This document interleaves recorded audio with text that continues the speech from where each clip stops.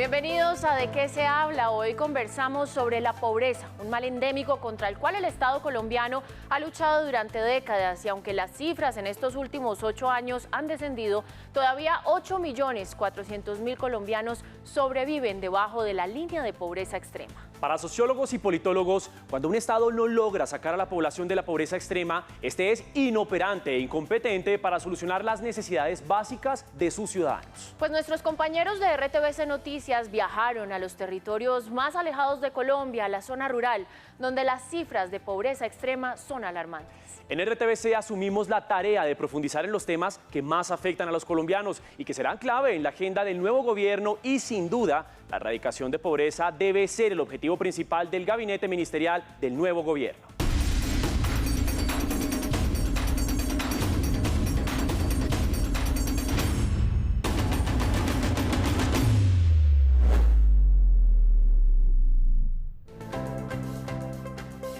La pobreza de un país refleja la incompetencia del Estado frente a las necesidades y oportunidades de los habitantes. Así lo aseguran en este video los colombianos que viven en las zonas rurales de Colombia.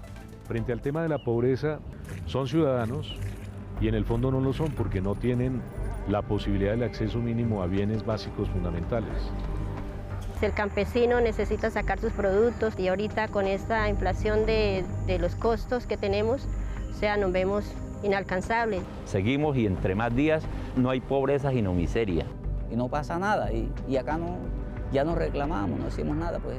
Preguntas tú cuáles son esos proyectos que se están desarrollando en los Montes de María y encuentras un silencio absoluto. Entonces se están desarrollando en medio de un ocultismo que no se entiende por qué.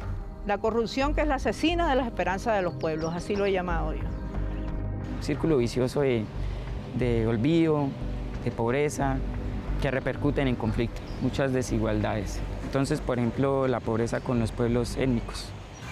Para nosotros la pobreza está en la contaminación. El hombre se ha encargado de destruir y a contaminar el medio ambiente, porque la naturaleza está sufriendo. Si la madre está bien, pues sus hijos estarían bien, pero como está enferma, lo sentimos nosotros también, nos transmite esa enfermedad que ella está sintiendo.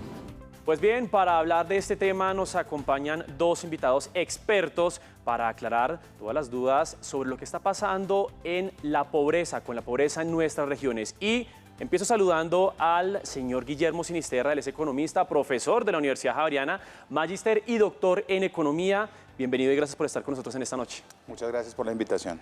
También está con nosotros Jorge Iván González, filósofo, magíster y doctor en economía, exdecano, profesor universitario y experto en pobreza. Doctor González, bienvenido a ¿De qué se habla? Muchas gracias, Daniela, muchas gracias por la invitación. Bien, comencemos y yo quiero empezar con usted, Guillermo, vamos a estar hablando sobre pobreza durante todo este programa. Definamos qué es pobreza, porque es que existen muchos tipos de pobreza, está la monetaria, está la multidimensional, entonces aclarémosle un poco a la gente que nos está viendo en esta noche esa pobreza de la que vamos a estar hablando, cómo se puede, digamos que definir. Bueno, hay dos clases principales o dos formas principales de medir la pobreza que se reportan en Colombia. Una es la monetaria, ¿cierto? Que quiere decir yo le doy a usted un ingreso y a partir de ese ingreso la persona deja de ser pobre y por debajo de ese ingreso la persona es pobre, ¿cierto?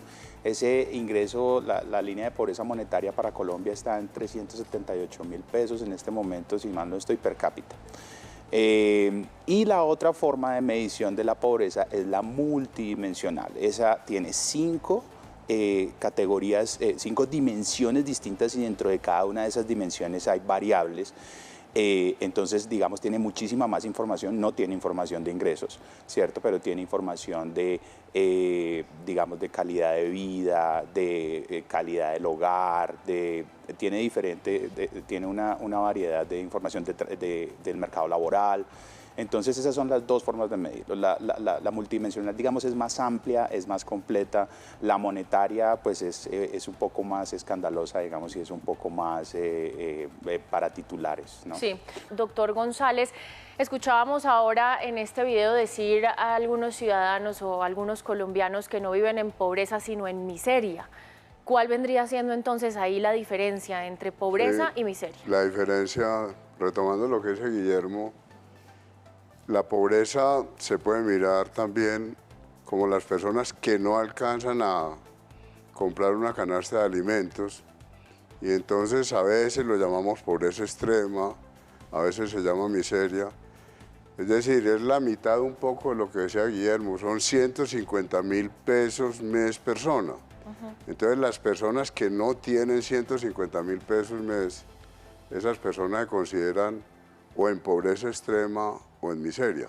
Ahora, lo que ve en los videos es impresionante como la contradicción entre esa riqueza, cuando usted mira el Chocó, el Atrato, los Montes de María, una riqueza absolutamente maravillosa y una pobreza de las personas tan grandes. Ese conflicto es tenaz. Precisamente, permítame, lo interrumpo, doctor González, quería preguntarle sobre eso. ¿Qué es lo que genera que esos lugares que son biodiversos, que tienen tanta riqueza al alcance de sus manos, sean los más pobres y es a donde el Estado menos llega? Es lo que tú decías, es una incapacidad del Estado.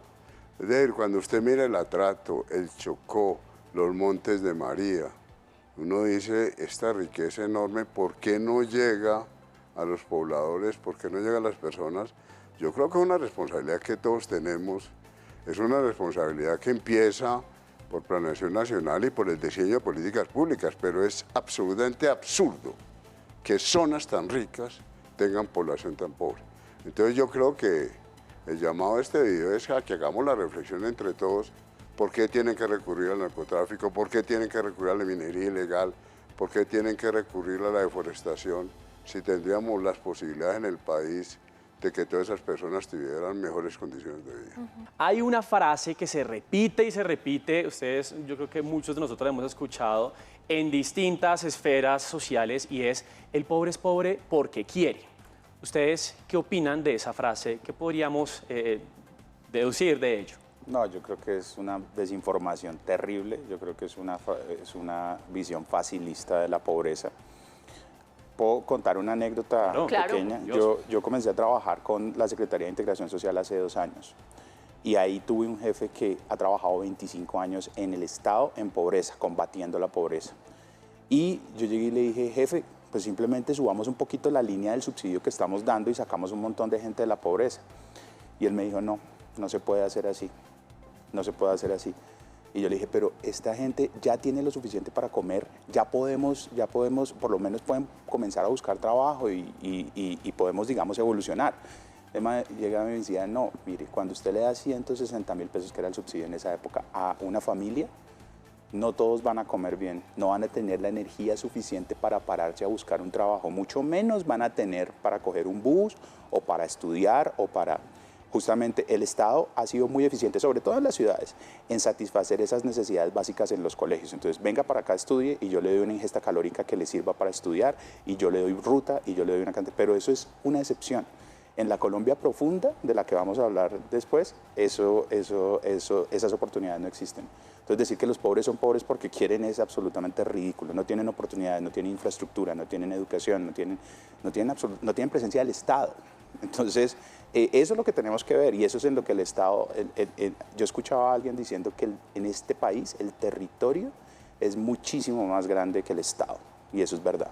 Sí, profesor, a propósito de lo que usted está mencionando, de que les dan, digamos, sobre todo en las ciudades, la comida que necesitan, la alimentación que necesitan, pero eso es solamente a unos cuantos. Y sin embargo, y a pesar de todos los esfuerzos que se han hecho durante años, del trabajo que ha hecho el Estado, sigue fallando. ¿Qué es lo que falta para que el Estado pueda garantizarle ese derecho absolutamente a todos los colombianos? ¿En dónde falla el Estado y qué toca hacer? Lo que sucede es que las grandes aglomeraciones, por lo general, tienen la facilidad de que hay mucha gente reunida. Entonces, traer servicios de ese tipo, contratar comida, contratar transporte, se hace muy fácil. Cuando nosotros nos vamos a Quibdó, o cuando nosotros nos vamos a Itzmina, o cuando nosotros nos vamos a Tumaco, ya no hay infraestructura, llevar la comida es costosísimo, hay una concentración de oferentes supremamente fuerte. Entonces, digamos que como siempre, la última milla, proveer esos sitios alejados es mucho más costoso que proveer las aglomeraciones. Claro. Y desde ese punto de vista el Estado falla porque no logra llegar a esos puntos alejados. Yo quiero que dibujemos un poco más qué es lo que está pasando y que está permitiendo que esta pobreza se ensañe sobre todo con las zonas rurales de nuestro país. Voy entonces con Jorge Iván y le pregunto, bueno, ¿por qué esta pobreza multidimensional o bueno, también la monetaria, pues se está ensañando con estas poblaciones, sobre todo rurales? Pues hay varios factores. Hay un factor que a mí me parece crucial y es la absurda concentración de riqueza que tenemos y concentración de la tierra. Es que fíjense, de acuerdo con el censo agropecuario del 2014, 270 propietarios ocupan el 44% del área. Entonces usted no tiene condiciones mínimas para que haya productividad agropecuaria. ¿Qué es lo que nos ha pasado en los últimos años? Durante el gobierno de Santos pasamos de importar 1 millón de toneladas de alimentos básicos a importar hoy 15 millones de toneladas de alimentos. Entonces, cuando usted está importando 15 millones de toneladas de alimentos, sencillamente destruyó toda la productividad agropecuaria. Entonces, muchas de estas familias que aparecen en la entrevista viven de la agricultura. Pero si usted está importando maíz, está importando bienes básicos, pues sencillamente le quita la fuente de ingreso a todas estas familias. Ese es uno de los factores. El otro factor, como decía Guillermo, es la poquísima presencia del Estado. Es que fíjense, nosotros en el Chocó estamos formando un niño a 3 millones y medio de pesos año. Formar un niño en el Chocó en un colegio público vale 3 millones y medio de pesos. Cuando un colegio privado en Bogotá lo está formando a 20 millones de pesos año, entonces usted tiene unas brechas absolutamente enormes desde el comienzo y por eso la pregunta tuya inicial, obviamente no es problema del niño, es problema del Estado que no es capaz de ofrecerle a estas familias unas condiciones de vida mejores. Entonces el segundo factor es la poca intervención del Estado. El tercer factor son todos los temas asociados al narcotráfico y lo absurdo que ha sido el prohibicionismo y el desastre del prohibicionismo en zonas como el Chocó, el Catatumbo, el Cauca. Eso ha sido fatal. Y el cuarto elemento que yo le agregaría es la minería ilegal y la deforestación. Es decir, hay un problema de ordenamiento del territorio. Sí, doctor González, ¿por qué el Estado se ha enfocado más en dar subsidios y no en dar oportunidades? Sin decir que el subsidio está mal, pero se enfocan en seguir dándole a la gente, digamos, eso que lo ayude a mantenerse, pero cuando eso se acaba, ¿qué pasa con las oportunidades? Sí, yo no entiendo por qué un país como Colombia dejó la producción agropecuaria. Yo no entiendo cómo Colombia importa alimentos. Es una decisión de política económica. Nosotros empezamos a depender de petróleo y de carbón. Cuando empieza la bonanza del carbón, pues nosotros empezamos a depender de petróleo y de carbón. Y entonces es mucho más barato importar alimentos que producirlos. Y todo lo que implica la transformación del sector agropecuario no lo estamos haciendo. La ministra nombrada ahora, Cecilia López, decía, Colombia tiene que pasar del feudalismo al capitalismo. Es que realmente la estructura agraria del país es una estructura feudal. Tenemos grandes fincas con ganadería extensiva y poca acción del Estado, vías terciarias. Eso es crucial, no hay vías terciarias. No hay educación, no hay servicios de salud y educación. Entonces, todos estos elementos juntos hacen que la situación en el campo sea dramática y lo que decía Guillermo, que la brecha urbano-rural sea absolutamente profunda. En las ciudades, bien que mal, las personas encuentran bienes y encuentran servicios, pero en el campo no. Bien, vamos a hacer una breve pausa, pero enseguida volvemos para seguir hablando de lo que están hablando allí en las regiones y de pobreza en Colombia.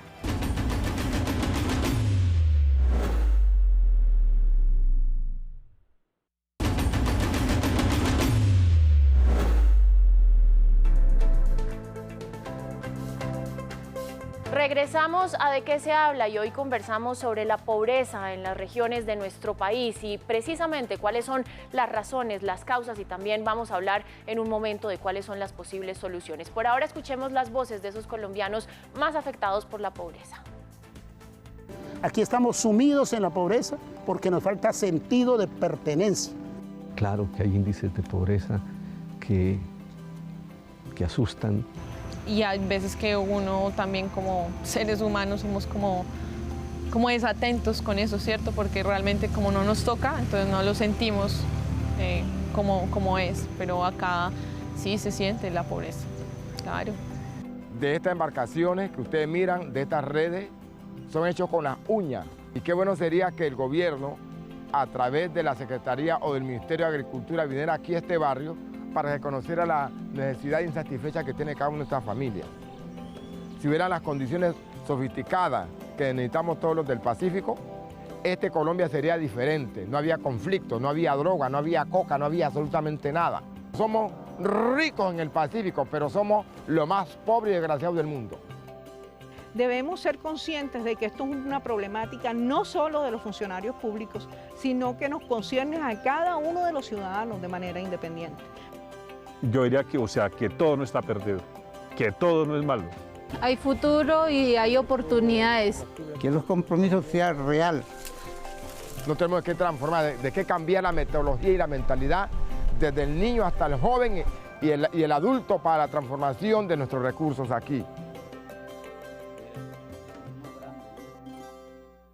Bien, yo quiero retomar el tema del que veníamos hablando al final del bloque anterior, el tema de los subsidios. Y vamos a proyectarlo al gobierno entrante, porque sin duda alguna los subsidios son un pilar del programa de gobierno de Gustavo Petro. Y yo quiero preguntarles, bueno, por supuesto el tema de los subsidios genera mucha polémica, hay unos que dicen que no es necesario tanto subsidio, otras personas que dicen que sí están de acuerdo. Yo quiero preguntarle, empiezo con usted, el doctor González, pues qué tan necesarios son los subsidios y también con qué deben complementarse, porque claramente pues no es solamente estar elevando los subsidios, sino que también debe haber otras herramientas. Sí, los subsidios son una solución transitoria y uno nunca debería considerar los subsidios como la solución definitiva. Lo que pasa es que cuando usted tiene en el país 5 millones de personas, 6 millones de personas que están viviendo en condiciones absolutamente difíciles, pues usted tiene que dar subsidios. Pero evidentemente tiene que estar acompañado de políticas de empleo, de políticas que efectivamente logren que las condiciones de vida de las personas vayan mejorando. Pero una política de subsidios, si no está acompañada de políticas mucho más estructurales, generación de ingresos, empleo, pues no tiene mucho sentido. Además termina siendo una política muy débil.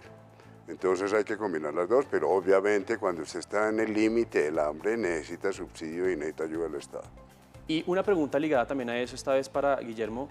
Ustedes que ya pues obviamente han estado por supuesto en este trabajo de campo, ¿esos subsidios sí están llegando a donde deben llegar? La depuración de las bases de datos que se hizo tal vez en el gobierno anterior fue bastante buena. En este momento la focalización se hace a través de un nuevo sistema que se llama SISBEN 4, es un sistema más moderno, más oportuno, que abarca muchas más personas. Entonces yo sí creo que los subsidios están llegando a la gente. Eso de que los subsidios le llegan a los muertos y que eso es difícil de que pase hoy en día, es muy difícil por todos los controles que tienen en este momento. Ahora, que los subsidios le lleguen a personas que no los necesiten, eso sí también pasa, porque las bases de datos no se actualizan todo el tiempo, entonces una persona que entra a recibir el subsidio sigue recibiendo el subsidio por un montón de tiempo y volver a actualizar esa información es costosísimo para el Estado. Sí, claro. Entonces, la parte de los muertos no creo, la parte de que todavía hay muchos colados en los subsidios del Estado sí lo creo.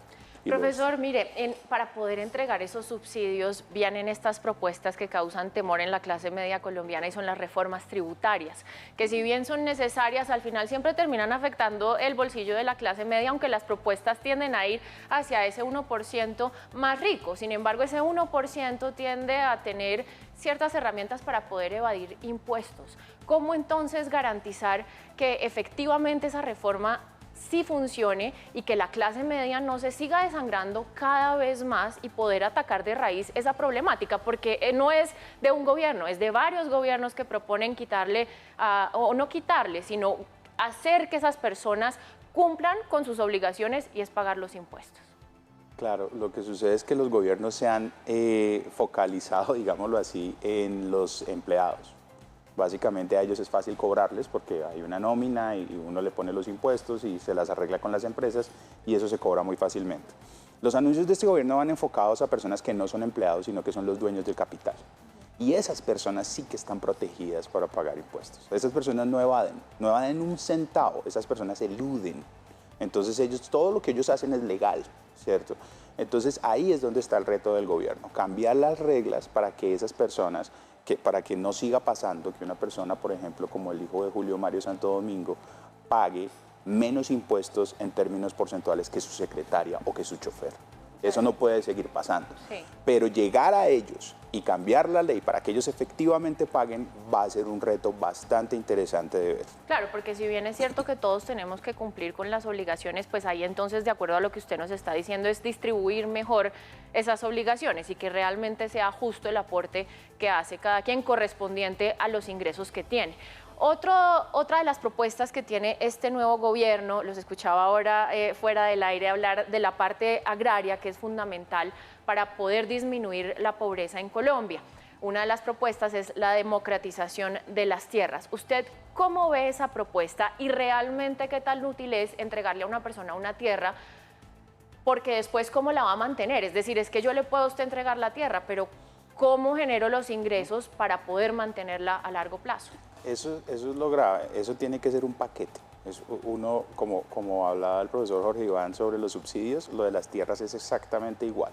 Si usted le da a una persona una tierra, la persona le va a decir gracias y se va a quedar cruzada de manos. ¿Por qué? Porque necesita asistencia técnica, necesita plata para comprar la semilla. Muchas de las tierras de Colombia necesitan un tratamiento anterior para poder volverse fértiles, necesita, por ejemplo, echarle cal o algunos otros insumos. Usted necesita una cantidad de cosas que digamos, para el cultivo. Después de ese cultivo, usted necesita vías para poder sacar la cosecha y además de eso necesita un mercado. Entonces, si el gobierno satisface toda esa cadena, estaría haciendo algo sostenible y estaría haciendo algo bueno. Pero de lo único que yo he escuchado hablar honestamente es de democratizar la tierra. No sabemos bien qué va a hacer eso. Están hablando de impuestos, están hablando de cosas, pero yo creo que le falta a los anuncios mostrar toda esa cadena que es necesaria para que esos cambios sean permanentes, sean sostenibles y sean efectivos. Eso tiene que estar acompañado de vías terciarias, créditos subsidiados, que un campesino está pagando un crédito altísimo. Yo no entiendo en Colombia por qué cuando hay una helada, cuando hay una inundación, el campesino tiene que seguir pagándole al banco cuando efectivamente todo el mundo puede certificar que hubo una inundación.